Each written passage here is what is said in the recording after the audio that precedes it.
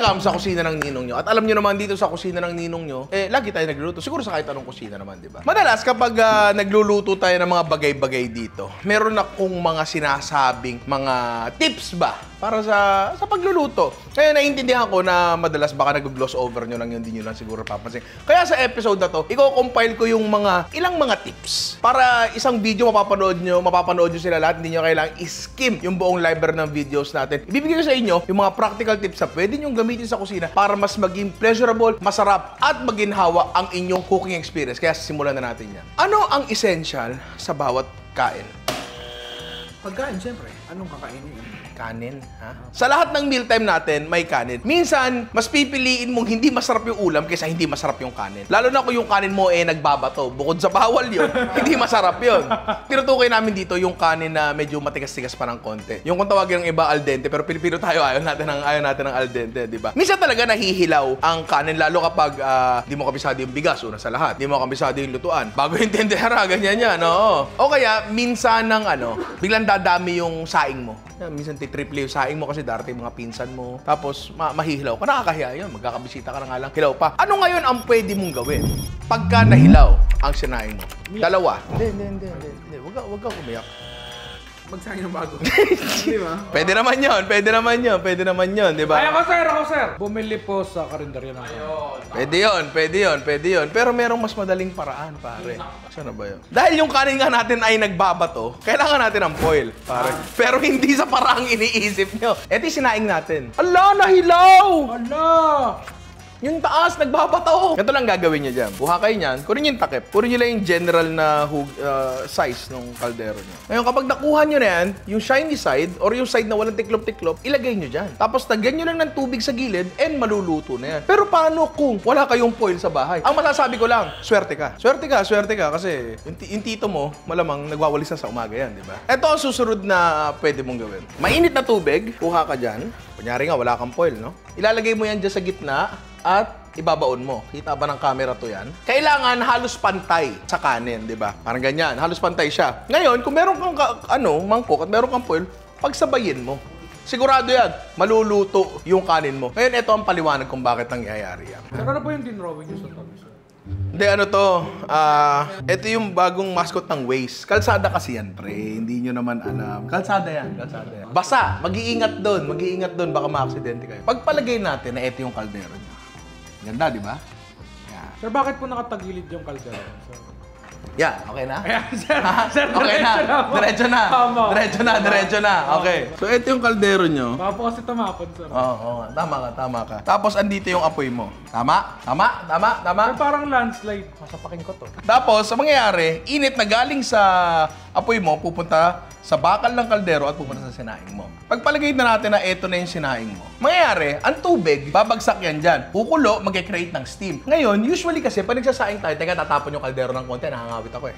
Usually kasi, kapag nagsasaing tayo, hindi naman puno yung kaldero natin. Kung ito yung level ng kanin natin at nandito yung takip, ang steam, maiipon dito sa bandang taas yan. Well, yes, nadadaanan pa rin siya ng steam, pero generally, dito siya maiipon sa bandang takip. Kaya rin namamawis yung takip kasi doon siya nagko-condense. Usually, nahihilaw dito sa taas, pero yung tubig mo, yung steam mo, and yung condensation mo, nandito. So, ang gagawin mo, pag nilagyan mo na ng foil yan dyan, yung steam na nanggagaling sa baba, magko-condense doon sa foil, at tatama doon sa bigas, nakadikit na ng foil. So, malalagyan siya ng panibagong tubig ngayon para maluto siya, di ba? Kung bakit din tayo naglalagay dito ng bowl na meron tubig, kasi minsan, hindi ka na pwedeng magdagdag ng tubig sa sinaing mo. Kasi kapag nagdagdag kayo ng tubig, minsan, taas, maluluto na maayos, etong ibaba, parang biko, parang lugaw, di ba? So, eto, i-ensure lang nitong maliit na lalagyan dito na may tubig, mainit na tubig na merong steam pa rin doon sa level na yon, di ba? At least doon sa area na yon. So ako, ang ginagawa ko talaga, parehas. Kung wala kang foil, pwede kang gumamit ng parchment paper. Actually, may nakita pa nga akong iba, gumagamit ng plastic. Although hindi ko i-recommend yun, baka maluto, baka malusaw yung plastic, diba? So yan ang ating unang tip. Yung pangalawa natin ay, paano magpiga ng lemon na hindi sinasala ang buto. Kailangan nyo munang masahihin para kumatas. Diba? Pagkatapos itong tip na to, meron tayong tip para ipakita sa inyo kung paano pararamihin yung katas ng lemon nyo. Pwede ba yun, sir? Pwede yan, sabi sa'yo. Hindi mahirap, hindi nakakangawit. Hindi nakakangawit yun, hindi mahirap yun. Effective yan, tsaka promise, lawang-lawa talaga. Ay, grabe. Yan. At pipigain natin, ganito ginagawa natin. Pwede kang may salaan, may strain, pero usually ganyan. Yan. Kasi sinasala mo yung buto. Bakit may glitters yung kamay ko? Ganon yung traditional. Ngayon, ito ang discovery kong tip ay para sa mga bagay na hindi mo naman kakailanganin ng buong lemon. Halimbawa, magpipiga ka na sa pansit. Social, pansit mo lemon, di ba?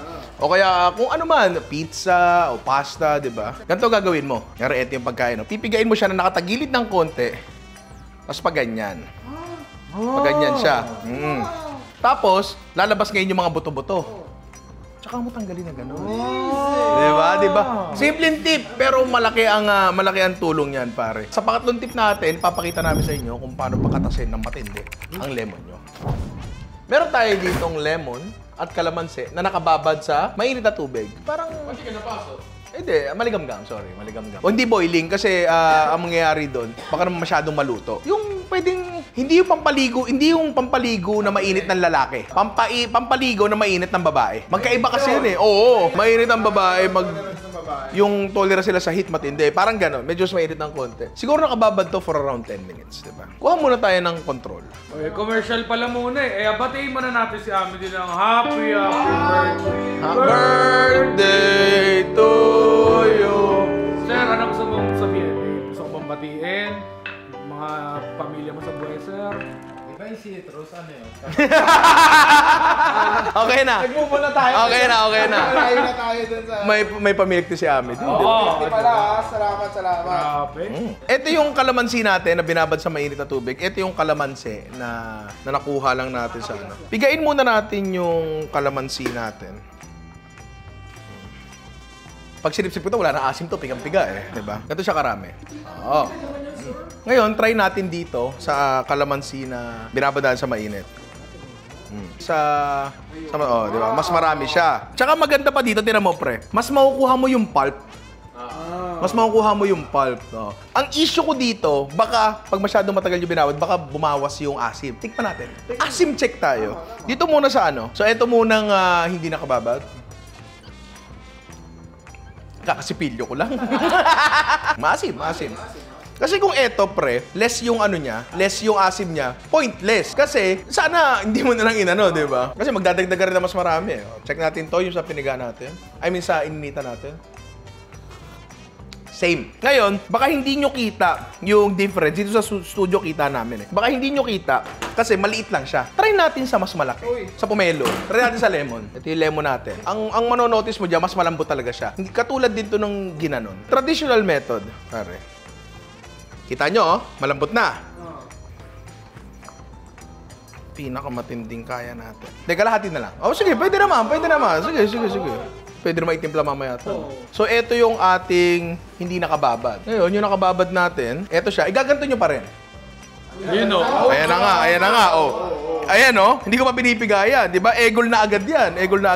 Tiga natin dito. Nakapatayo eh. Tapos the other half. Lagay natin yan. Baka sabihin, egol eh. May kita nyo sa linya. Ito yung kinatas natin na hindi nakababad at ito yung kinatas natin nang nakababad. Partida! Kumatas pa dito yan. Di ba? So ito, alam natin, medyo may presyo lemon. Medyo may kamahalan yan, di ba? So gusto natin i-maximize. So sana nagustuhan nyo itong Just the Tips na ito. Doon na tayo sa ating pang-apat na tip. Just the Tips! Number 4, ulo-ulo lang, pare. Ganito kung po.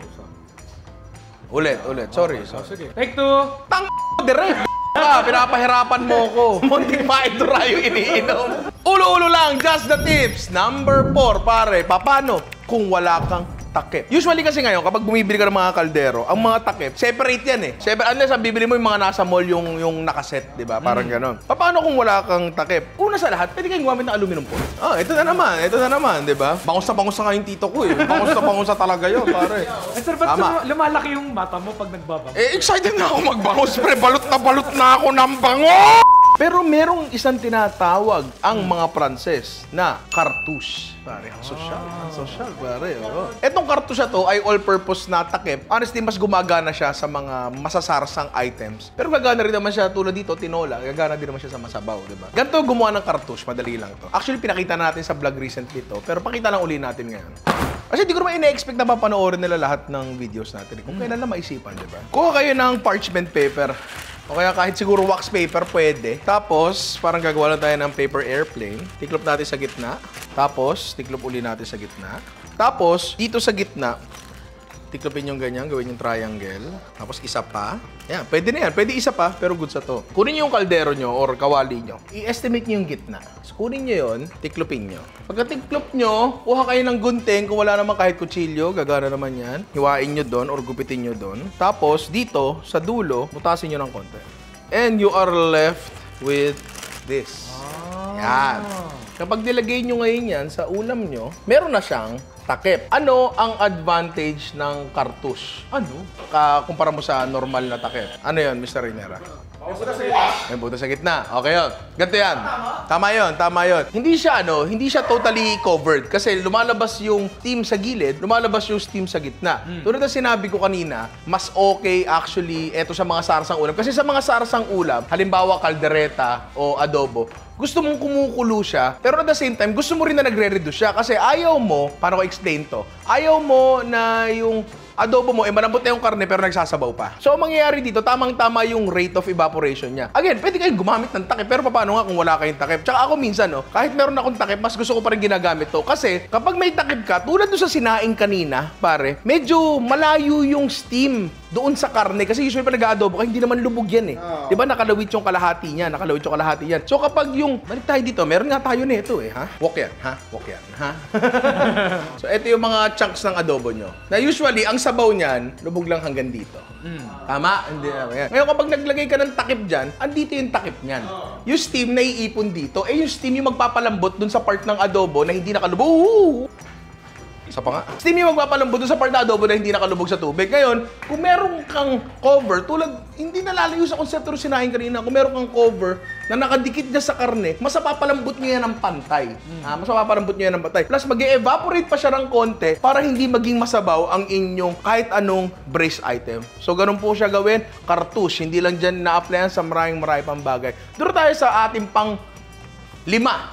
Just the tips. Ulo-ulo lang. Just the tips! Number 5. Ulo-ulo lang. Pre-minced garlic. Kung ikaw ay matagal nang nanonood ng Ninong Rai, alam mo na meron kaming stockpile ng garlic na laging hindi na ako nagcha-chop.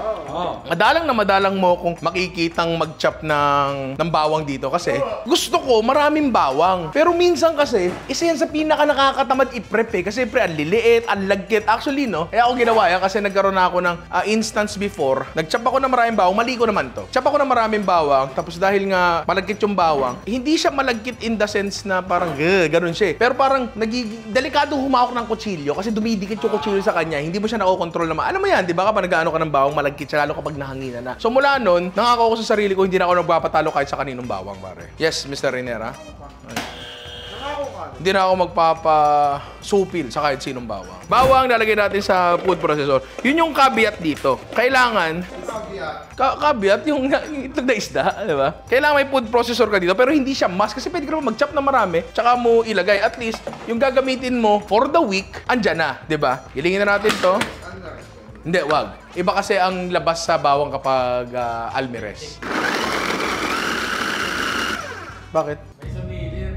Na? Oo nga, pre. Ano sumilip? Ako sinisilip mo, ako rin nakita ko. Ano sumilip? Ano sumilip? Tao? Hindi, puti-puti. Tangina mo. Hello. Promise. Ang dahon lang yun, ayun o. Hindi. Hindi, sinisilip ko kasi yung dahon, maputi. Bakit sabi ko, ba't parang may ilaw ba yun? Bakit na-illuminate yung... Sorry. Okay, so maagang uuwi ang team Nino ngayon. Mabalik tayo sa ating Just the Tips kasi natatakot na ako. Kung gaano kapini yung bawang nyo, kayo na bahala dyan. Ito kami, mga ganyan. So, ilalagay lang natin yan dyan. Pupuruin pa namin mamaya to. Mas maganda dito kung glass yung lalagyan nyo para hindi kumapit yung amoy. Tapos, lalagyan natin ng mantika. Tapos, ang next ay ilalagay natin ay canola oil, pare. Or kahit anong mantika na hindi natutulog. Hindi dishwashing liquid yan. Dust, ang dust natin, ang dami natin dust doon. Pakita mo. Siyempre, das lang gamit dito, wala nang iba. Ang dami niyan, pare, di ba? Pwede kayong gumamit ng soybean oil, olive oil kung medyo maangas-angas ka ng konti. Basta, i-check nyo kung natutulog yung mantika nyo. Ang natutulog na mantika lang naman. Malaman kung talagang gising. Yun ang problema. Basta kailangan hindi siya tumitigas sa ref. Kung kayo gagamit ng palm o kaya coconut oil kasi matik tulog yan, di ba? Tsaka ang gagamitin yung mantika ay neutral flavor. Yung walang lasa. Ang olive oil may lasa yan eh. Pero pwede kayong gumamit ng sunflower oil, avocado oil, yung mga ganyang bagay. So, lagay natin yan dyan. Pero ang pinaka-accessible kasi talaga dito ay canola oil eh. Yun yung madalas sa mga grocery. Bulaklak ang canola, pre. Coconut oil. Hindi nga pwede ang coconut oil, kakasabi ko lang eh. Yan, tapos haluin nyo lang ng konti kasi minsan nagkakaroon ng air pockets. Ngayon, kung bakit mantika? Kasi kailangan natin ng technically airproofing and waterproofing. Moisture protection, parang gano'n. Kasi mamimerde yan kapag wala. Ang susunod na madalas na tinatanong sa akin dyan, kailangan bang i-ref? Yes, kailangan pong i-ref. Pag hindi nyo po na-ref, at nangyari na sa akin dati-dati pa yun, bubula yan, napapanis yan. At kapag umamoy na siyang gano'n, huwag nyo nang gamitin. Huwag nyo nang gamitin, di ba? Actually, may nabasa pa akong comment na nagpo-propagate daw yan ng botulism kapag daw nagkakaganyan. Eto from experience, hindi pa naman kami nagkakasakit dyan at hindi pa naman kami nasisiraan yan. Lagi na bang ubos sabi niyan? Kailangan alam mo yung usage mo. Mas maganda na mas konti siya kesa sobra. Kasi kapag konti siya, naubos mo, pwede ka namang mag-chop na lang, diba? Malaking tulong siya pero gagawin nyo to at your own risk and with caution pa rin. So doon na tayo sa ating susunod na Just the Tips. Just the Tips, number 6, ulo-ulo lang. Paano mapapanatiling matalim ang kutsilyo nyo, pare? Kasi meron tayong kutsilyo and admittedly, hindi naman talaga lahat tayo marunong maghasa. Meron pa rin talagang benefit sa pagpapahaba ng talim ng kutsilyo mo, pare. Una sa lahat, hindi mas mauubos yung bakal kasi tandaan nyo, mentras hinahasa yan, nagbabawas ang bakal dyan. Tama. Ang paraan para magawa mo yun ay simpleng-simple, honing steel. Before and every use, gagamit ka talaga ng honing steel. So, paano gumawa ng honing steel? Iba-iba. Meron ganyan. Ito yung turo sa culinary, ganyan daw. Pero ako, mas prefer ko lang talaga yung ganyan. Matadero siya. Palengke style, diba? So, eto, mabibigyan lang ng extra buhay yung talim ng kutsilyo nyo at mas magiging safe ang inyong pagluluto in general. So, honing steel para mapahaba ang talim ng kutsilyo nyo. Doon na tayo sa ating next. Just a tips! Number 7, ulo-ulo lang. Paano ka hindi maiiyak pag naghihiwa ng sibuyas? Yes, Mr. Rinera? Huwag mo isipin yung ex mo habang naghihiwa ka. Pwede, o kaya wag mong isipin yung wag mong isipin na pinakawalan ni Ashi Butterfree. Tama, Isipin mo magkasama pa rin sila. Yes, Mr. Rinera. Manood ng One Piece na sinusulog nila Si Going Mary. Bakit? Di ko pa naghihiwa ng sibuyas. Bakit mo sinabi yun? Ang pinakaunang tip para hindi kayo maiyak ay kailangan matalim ang kutsilyo nyo. Kung bakit ganon, eto yan. Ang lahat ng bagay ay may katapusan. Pero bukod doon, lahat ng bagay ay kinocompose ng cells. Kunyari, microscope yan. Tingin mo. Ito ngayon, yung cells ng sibuyas. Yung cells ng sibuyas na yan, nagko-contain niya ng sulfur. Sulfur, kapag nag-come in contact yan with water, tandaan niyo yan, mamaya babalikan natin yan, nag-activate yan. Oo. Ano pa ba ang basa sa paligid nyo? Mata. Eyeballs nyo, basang-basa lagi yan, pre, di ba? So kapag umuha yung sulfur, masakit, di ba? Kapag matalim ang kutsilyo nyo, pak! Hiniwa nyong ganyan, hiniwa nyong ganyan. Ang mangyayari, zoom in tayo. Ito na isang perasong cell. Malinis ang hiwa. Malinis ang hiwa. Bakit, Mr. Jimena? Wala, sir. Okay. Nasa mid lang, sir. Ngayon, zoom in ulit tayo. Ito, isang cell. Ngayon, yung kutsilyo mo, mapurol, meaning medyo makapal siyang ganyan. Pag yan, hiniwa mo dito, imbis na mahiwa, mai-squeeze siya. Ngayon, kapag na-squeeze siya, katulad nito, kunyari, ito na lang yung cell ng sibuyas. Hiwain mo, yan. Konti lang yung sumirit sa kanya. Eh, kung mapurol yung kutsilyo mo. Oy! Sorry.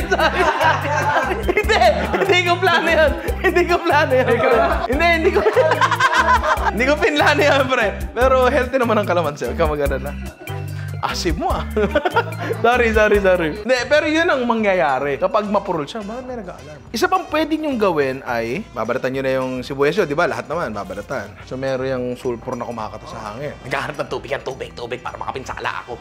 Basain mo. Para nag-activate na agad sila dito at hindi na sa mata mo. Isa pa, pwede mo rin basain yung kutsilyo mo. Kasi kapag binasa mo yung kutsilyo mo at hiniwa mo siya, tignan mo to may kakatas na sulfur dyan. Basa na yung kutsilyo mo, hindi na siya mag-activate sa mata mo. Dito na. Doon na siya pupunta sa kutsilyo. Oo, parang ganon. So, hindi na sasakit ang mata niyo. Pero, ang pinaka-effective talaga niyan, pare, practice lang. Exposure lang talaga. Kasi eventually, hindi na rin kayo masasaktan pag araw-araw kayo nasasaktan. Ito yung... Yes, Mr. Rinera. Totoo po ba yung sa munguya ng chewing gum? Yung sa kumunguya ng chewing gum, ang ginagawa daw nun ay tinutulungan niya yung ventilation para... Yun yung sabi doon hindi ko lang alam kung gaano siya katotoo. Pero kasi, sa professional na kusina, bawal ng chewing gum. So, doon na tayo sa ating susunod na Just the Tips. Just the Tips, number 8. Ulo-ulo lang. Paano mo ma-ensure na luto ang iyong fried chicken? Kasi 'di ba, usual na issue 'yan, pre. Hilaw lalo sa mga quarter leg o drumstick, 'di ba, nagkakaroon pa ng dugo. Kung ikaw ay matagal lang nanonood ng Ninong Rai, alam mo na 'tong tip na 'to. Ang magic number ay 11 minutes. 11 minutes, pare. Kasi basta isasalang mo siya within reason, maluluto siya ng maayos. Meron tayong quarter leg drumstick dito, tsaka thigh. Yan, medyo mahina pala yung apoy ko.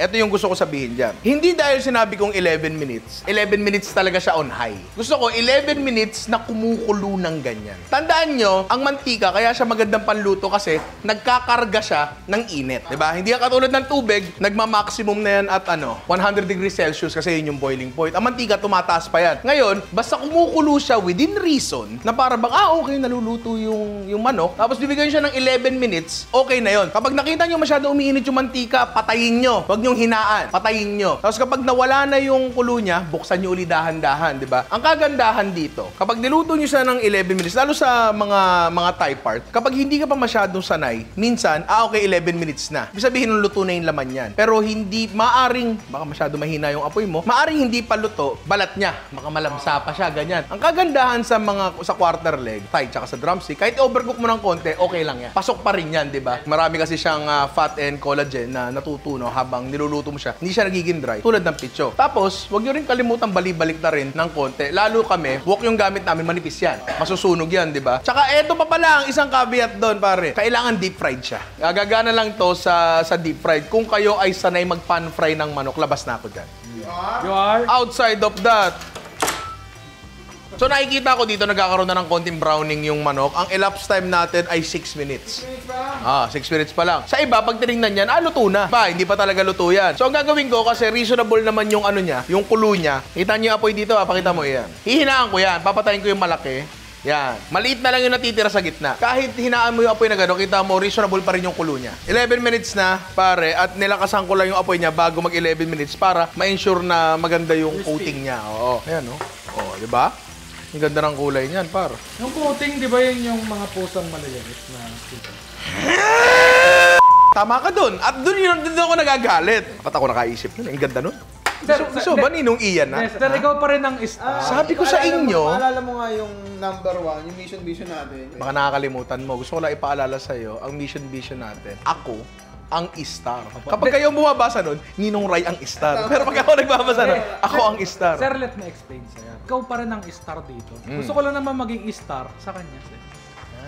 Ang landi talaga ng ayop na to. Wala naman talagang magluluto or kakain ng manok na right out of the fryer. Wala naman talaga. Tama. Yung 11 minutes na yun, accounted for dun yung carry over cooking. So kapag tinikman natin ngayon to, baka meron pa. Baka meron pang dugo kasi naluluto pa sa technically speaking di ba? Hinot yago. Usok-usok. Ang lamig. Sarap pa. Ano timpla na ito? Pati sa chicken powder. Sarap. Pre, pagka ganyan kalinis yung buto, hindi yan. Hindi hilaw yan. Tama. Diba? Kasi kapag hilaw ang manok, pre, kapit pa yung laman dyan. Wala, pre. Hindi mo Yes, matatanggal yan kung hindi. Pre, pag binigay mo sa Smithsonian niya, tatanggapin niya na model di ba? Ang linis na, no? So, yung 11 minutes na yan, in my experience, walang sablay yan. Ngayon, kung ikaw ay walang tiwala masyado sa akin at sa sarili mo, it wouldn't hurt na magdagdag ng isa pang minuto. Dahil nga, 12 na, pwede yun. It wouldn't hurt kung sakaling hindi lang sila kumpiyansa. Ang gusto ko sabihin dito, 11 minutes minimum. Kasi pre, minsan, baka masyadong malamig yung mantika mo, o pucha, yung manok mo, mutant, malaking-malaki talaga, di ba? Tsaka depende rin sa gagamiting di ba? Lutuan. Oo, pero tulad nga sinabi ko kanina, yung heat control nyo, kayo bahala doon. Pero 11 minutes, walang problema dyan. So, doon na tayo sa ating susunod na Just the Tips. ulo-ulo lang. Just the tips! Number 9, ulo-ulo lang pare. Lagi nyong itutusta ang inyong karne. Alam ko, basic na naman tong bagay na to. Pero kasi, napansin ko na karamihan ng mga lutong Pilipino, hindi tinutusta yung karne. Ginigisa lang. And minsan, ang feeling natin, okay na yung gisa na yon. Pero kasi, in Western cooking, meron silang searing na tinatawag. Tayo wala tayong searing eh. Talagang, ha? Ako, hindi na naman nag-ano ng Manual. Hindi ko pala napaalam yung joke ko. Papadaanin mo sa amin. Kasi pag maganda yan, akin na yan.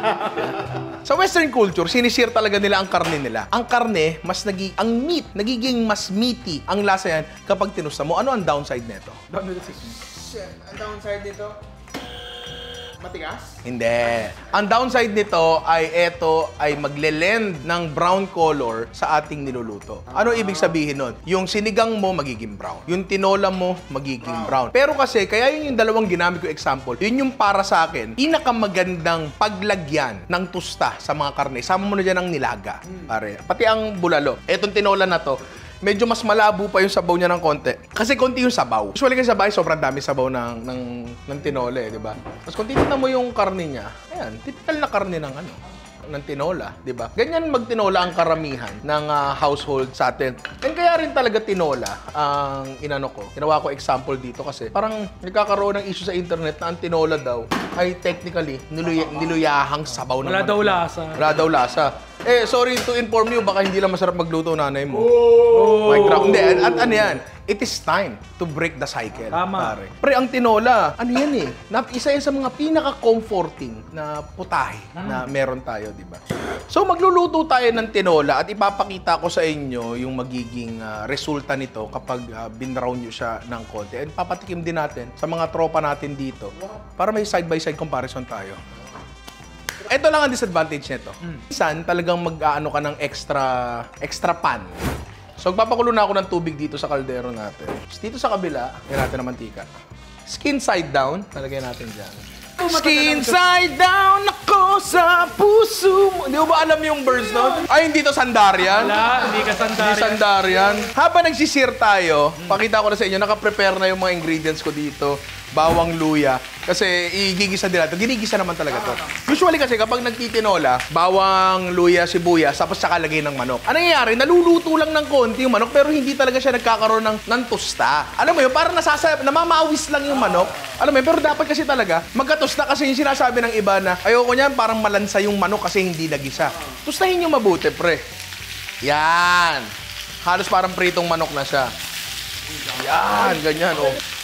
Yan. Hindi sunog yan. Actually, gusto ko nga sana ganyan lahat ng kulay. So, ilagay na natin sa tubig lahat, oh. Tapos, salang na natin itong mga aromatics natin, sibuyas, luya, saka bawang.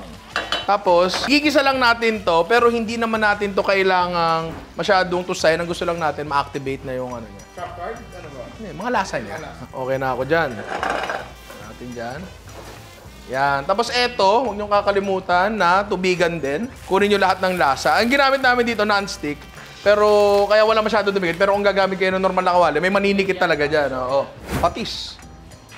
Ngayon, dito sa bahay namin, lalagyan namin to ng Knorr chicken powder. Kung wala kayo, edi huwag. Pero mas masarap talaga meron. So, tatakpan namin to. Lulutuin muna namin yan. Tapos, mamaya namin ipapakita sa inyo yung resulta. Kaya kung gusto nyo malaman kung talagang malaking epekto nito, patapusin nyo tong video na to, pare. Doon na tayo sa ating susunod na Just the Tips.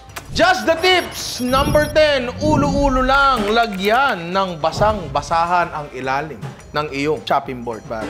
Kasi kapag walang basahan yung chopping board mo, ganito mangyayari niya. Usually, kapag maghihiwa ka dyan, gagalaw yan at uusod-usod yan. Tapos lalo yung mga ganyan, hindi pantay, mga lamesa yung minsan, delikado yan. Delikado pa daliri mo dyan. Delikado daliri mo dyan. Yung safety to eh. Safety concern tong bagay na to. Pero kapag naglagay ka ng basang-basahan dyan, pero pag naglagay ka ng damp kitchen towel dyan sa ibaba niyan, di nagagalaw yan. Wow! O, kita mo, pre, gumagana ng pina, di ba? Eto, walang ano to, walang kitchen towel sa ilalim to. Kasi mabigat na talaga yan. Pero yung mga ganito, wala nang galaw, pare, no more movement, di ba? That way, mas safe ka habang naghihiwa, di ba? Kasi hindi dudulas-dulas yung chopping board mo. At pwede mo rin i-apply yung technique na yon sa mga mixing bowls. Iikot mong ganyan. Meron na lang wish yan. Hindi nagagalaw-galaw yan. Steady na yan, pre, di ba? Eh kung nandyan lang yan. Tumapo na yung whipped cream mo tsaka merang mo. Sayang, di ba? So, maliit na tip lang, sobrang useful. So, doon na tayo sa ating susunod na Just the Tips, ulo-ulo lang. Just the Tips, number 11, ulo-ulo lang, salt high, not low. Anong ibig sabihin? Ang pinakasikat na gumagawa nito ay si Salt Bae. Parang alam ko yan, sir, kung bakit. Alam mo kung bakit? Teka lang, baka gusto mo, ikaw na pumalit sa akin dito. Sorry po, sir. Sorry po. Be, gusto atang maging star. Hindi po, sir. Nagpapakitang gilas lang. Okay, ganito yan. Si Salt Bae, paano mag-asin? Ganito yan, di ba? Ganon. Exaggerated version yon ng kung ano yung dapat mo talagang ginagawa sa kusina. Kasi ang totoo niyan, kapag nag-asin ka ng mataas, huwag naman ganyan. Ganyan. Pag binagsak mo siya, ang tendency niya, pantay-pantay yan. Kapag nag-salt ka ng mababa, ang tendency niya, magtutumpok-tumpok yan.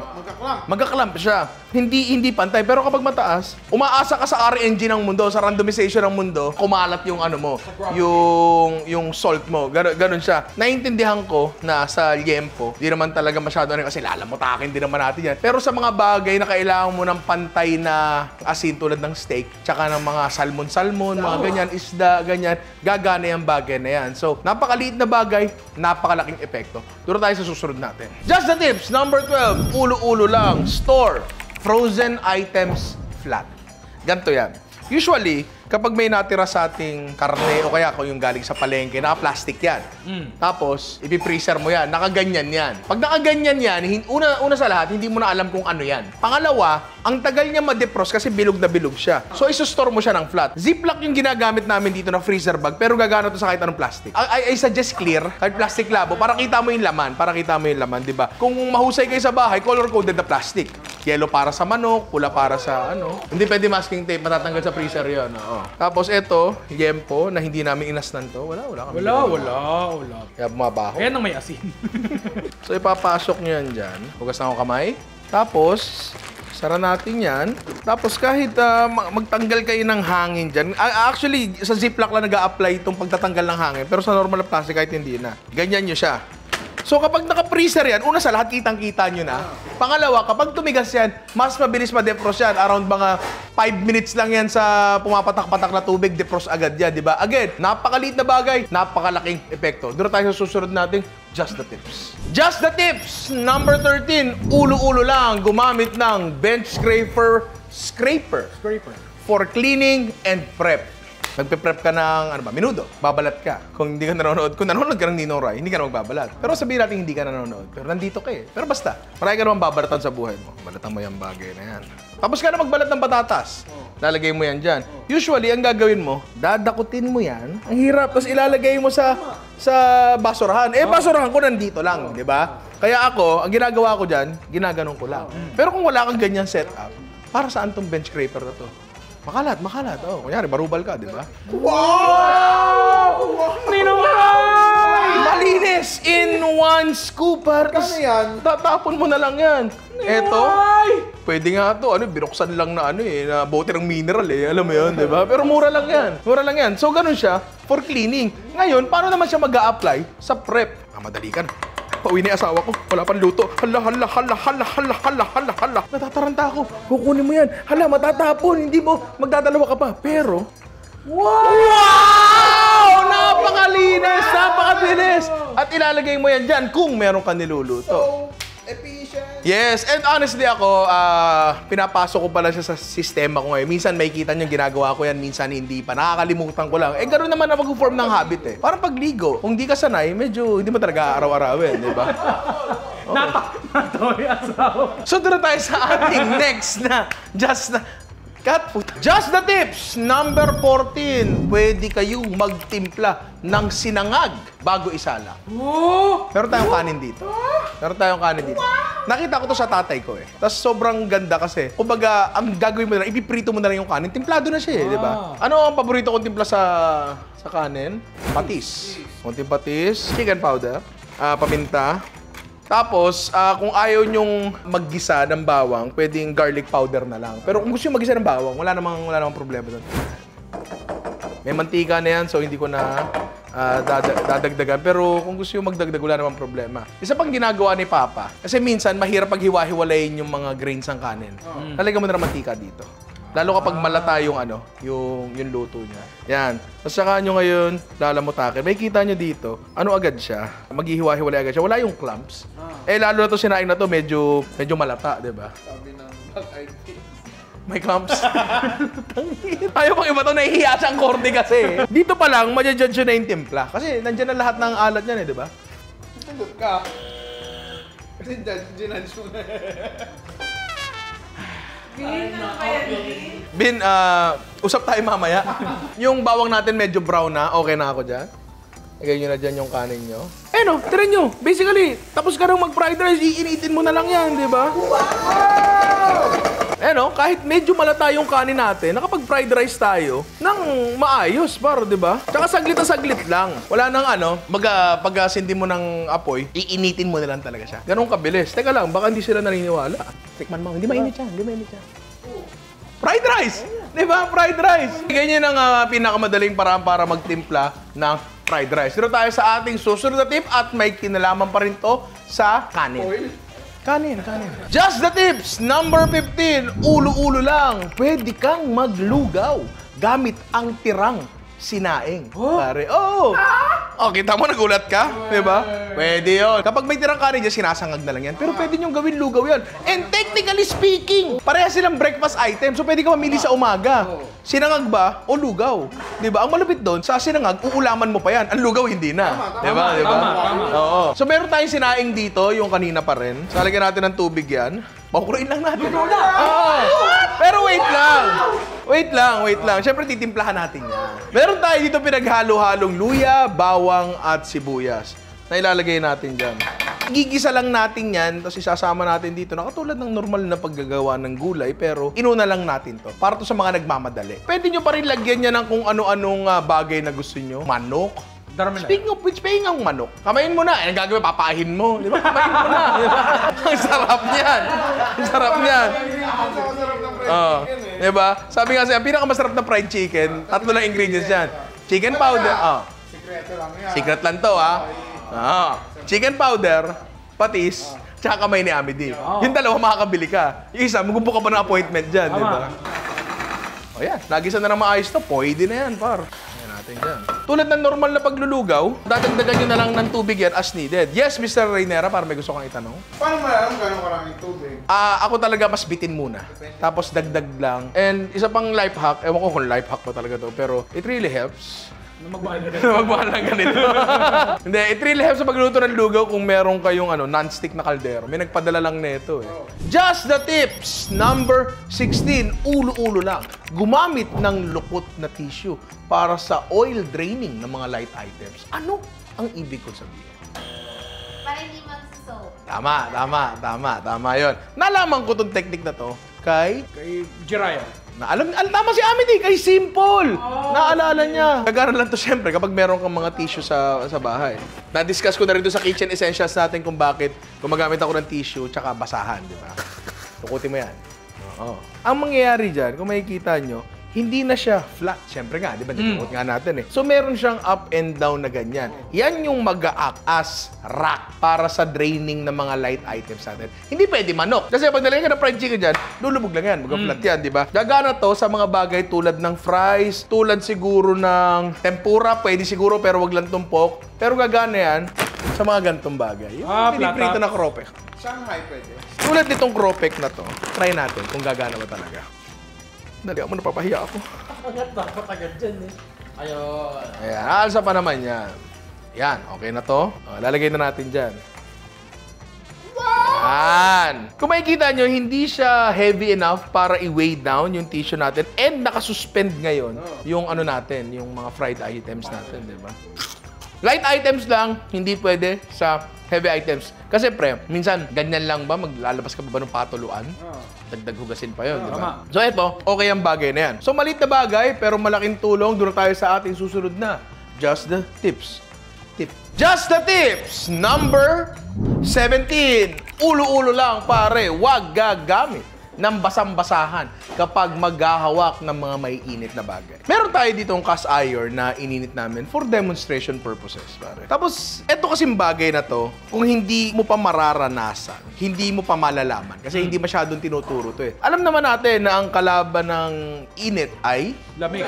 tubig. Pwede rin lamig. Pwede rin yun. Pwede rin yun. Parang kung titingnan mo, basang-basahan, mas mag-a-absorb siya ng init and baka mas proficient siya na gamitin pangkuha ng mga gantong bagay. Pero honestly, hindi. For demonstration purposes, gawin natin to. Camera 2. Do not try this at home. Do not try this at home. Mga pawang professional lamang po. Nakikita niyo to? Mainit siya. Kanina pa nakasalang yan. Basang-basahan. Diba? Nag-i-steam. Yang steam na yan, mainit yan. Agad-agad masusunog yung kamay mo dyan.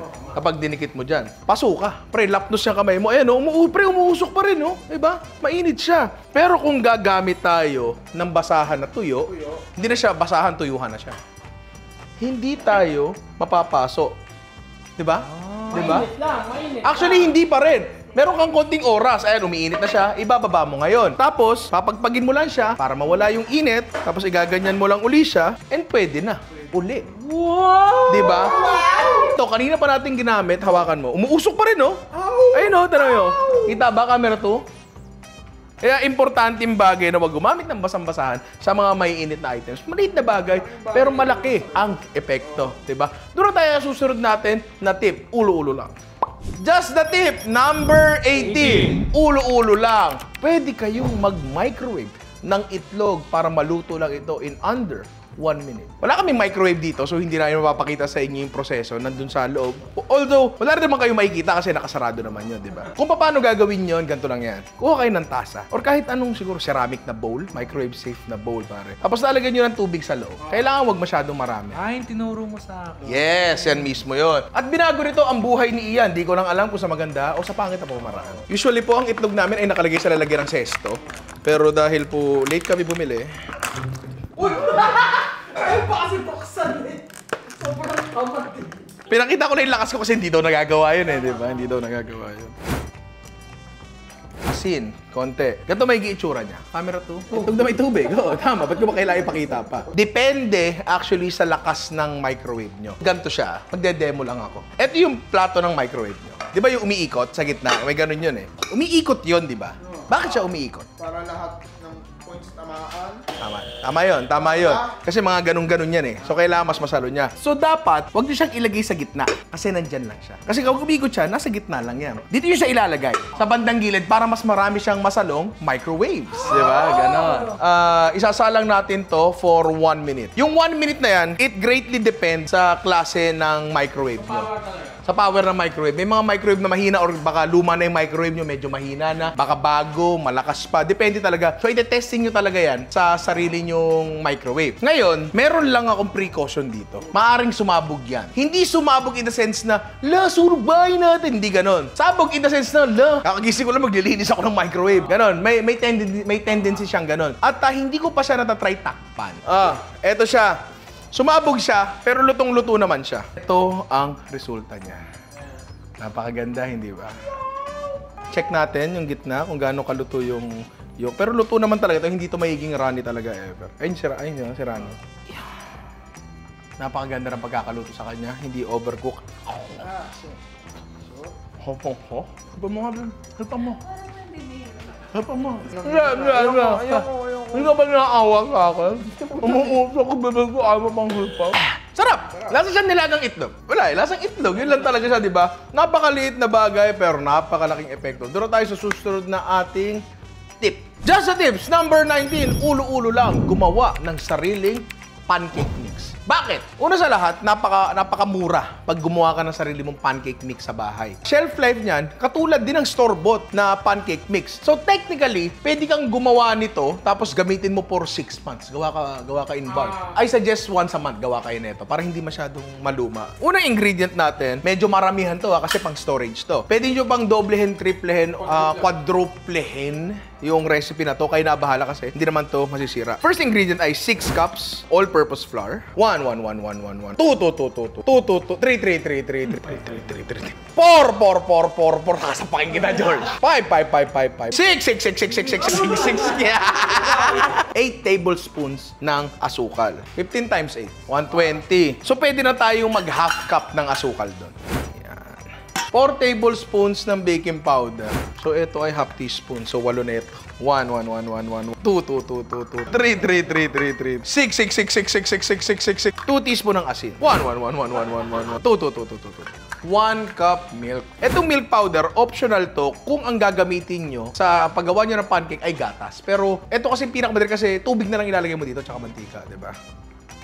Ito yung pinakamagandang paraan para mahalo yung mga dry ano nyo. Technically, that's it. Diba? Pero haluin nyo pa ng konti. Para patunayan na gagana to, gawa tayo ng pancake. Ito ang isang itlog. Konting kurot ng mantika. Yan. Tapos imimix nyo lang yan hanggang makuha nyo yung consistency gusto nyo. Hindi na gatas kasi nga may milk powder na tayo dito. Tama? Tama. Kahit non-stick yung pa natin, lagyan natin ng mantika. Malaki agad, par! Ang pancake, medyo matagal to kasi kapal ng pancake eh. Pero alam nyo naman yan, kapag nagkaroon ng bula-bula sa taas, ang blib-blib-blib. Ang tagal, hindi na joke yun. Kaso, basa pa yung taas. So, pag nag-flip yan, tatalsik. Tatalsik, oo. Diba? So, ang performance niya ay parang normal na pancake lang din talaga, di ba? Walang kinaiba. Pero syempre, titikman pa rin natin yan. Kaya natin dyan. Sabi nga ni Spadman, kiss mo dyan. Tayo nasa dilim. And then what? Patingin ng picture mong maitim. Oh yeah. Mukha naman siyang pancake, di ba?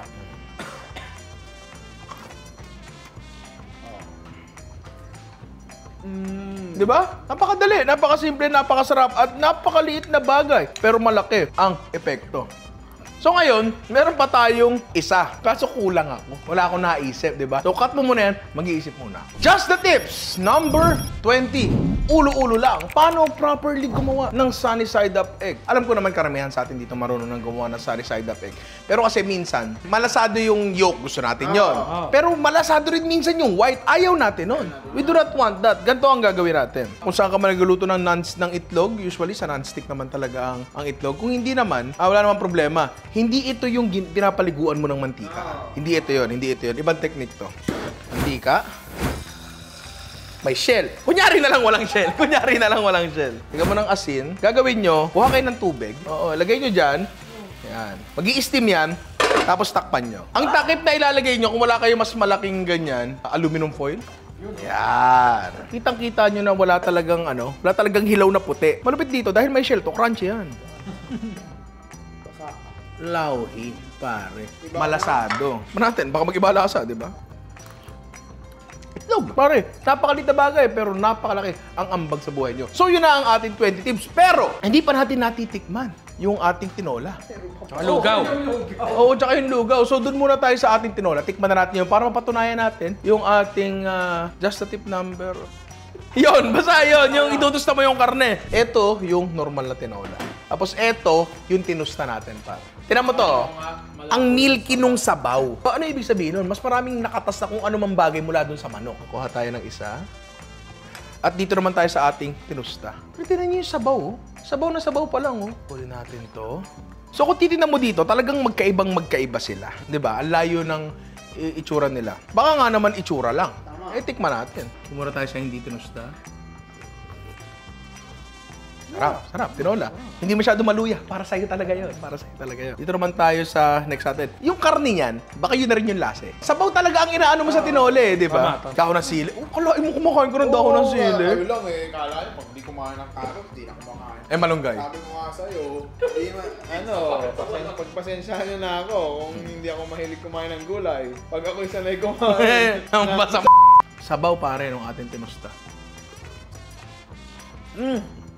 Grabe! Ibang-iba! Tumatalsik pa ang puta. Hindi, pero ano siya? Tawag dito, hindi nito babaguhin yung mundo ng tinola nyo. Pero, kasi ang tinola, ang expectation mo sa tinola, eto na yan eh. Eto na yan eh. Kapag tinasa mo ng konting-konti yan, ang laking bagay na nun. May maaalala ka ba sa buhay mo? Na nakakain ka ng tinolang, parang maaalala mo buong buhay mo? Parang hindi naman masyado eh, di ba? Pero baka eto, pwede na maging kandidato doon, pre. Masarap to. Sa laman yan, hindi naman talaga masyadong magbabago. Kasi yung lasa ng tusta, doon sa manok, na nasa sabaw na talaga. I love you, mama. Tapos dito naman, the perfect bite. Wala nga lang kanin. Okay siya. Napakaliit na bagay, napakalaking dagdag sa buhay mo, pare. Doon na tayo sa susunod natin, and last na natin, pare, yung ating lugaw. Tingnan natin kung nalugaw ba talaga. Baka mamaya naging sinaing na basa lang. Hindi naman dapat nakakagulat na bagay na yung sinaing pwede mong gawin lugaw, di ba? Pero ipapakita lang din namin sa inyo kasi baka mamaya sabihin nyo, bas lang kami. So, yun yung manok natin. Wala. Bawang. Wala lang tayong sang. Pero okay lang yan. So, nakita lang naman Try kung lang gagana. naman, try. Oo. Paminta. Parang lugawan to. Lugawan suka to. Natikman mo ba kanina to? Oo nga. Medyo kulang lang sa tamis. Pero sige. Suka mo yung boto ng Gatorade. Par, lugaw na lugaw. Hindi may pagkakaila. There is no denying that this is porridge. Pare. Lugaw. Trip mo ba yung may suka na konti? Oo, ano dyan? Di ba? Lugaw, ano pang inasangan? Yun nga hindi mo maano yung difference, pare, sa paggamit ng sinaing tsaka bigas. Ang matindi dyan, yung sinaing nyo, mapapanis na, kinabukasan, humaba pa na isang araw yung buhay niya kasi naluto uli, di ba? Hindi masasayang, par. And tulad ng sinabi ko kanina, napakagandang bagay din na may option ka sa agahan. Pwede kang magsinangag o pwede kang maglugaw. Di ba, no? Oh. Maraming salamat mga inaanak sa panonood sa episode na to. And kung nag-enjoy kayo dito sa mga bagong parang format natin, paki-comment sa baba. Kasi pre, eto, naghahanap kami ng laro ba pagdating sa pag-shoot ng video. Kasi ganyan. Ganyan ka maglaro? Ganyan ka maglaro? Ako, yun at yun lang din yung gagawin namin. Araw-araw or every few days. Nakakaumay din naman para sa amin. So, naghahanap din kami ng paraan para ma-refresh din pagdating sa amin yung trabaho. I know yung formulang gumagana ngayon, yun nga, gumagana naman for the longest time. Pero syempre, gusto pa rin namin magbigay sa inyo ng mga bagay sa labas mismo ng luto. At tingin ko, eto yun, pasok pa rin naman sa general idea ng gusto nating gawin. Ibang flavor lang. Kumbaga, parang ice cream pa rin na lang. Chocolate lang, pero vanilla o avocado, queso, paminta. Alam mo yun, di ba? May kanya-kanyang timpla naman. And sana itong bagong timpla namin, magustuhan nyo rin. I love you all mga inaanak hanggang sa muli. And uulitin ko lang, kung nagustuhan mo to, i-comment mo sa baba. And kung ikaw ay bagong subscriber ng Ninong Rai, maraming salamat sa'yo. Kung ikaw ay lumang subscriber ng Ninong Rai, maraming salamat sa'yo. At kung ikaw ay hindi pa nakasubscribe sa Ninong Rai, welcome sa aming channel. Paki-click ang subscribe button at tumataas yung camera ni Ian at sinusundan ko na sinusundan ito. Ang gusto ko lang naman sabihin ay kung nag-enjoy ka dito at hindi ka pa nakasubscribe, isubscribe mo na. Huwag mo nang gagawin yan. Mukha akong tanga pag nakatingala ako eh. Di ba? Yan yung mukha kang tanga.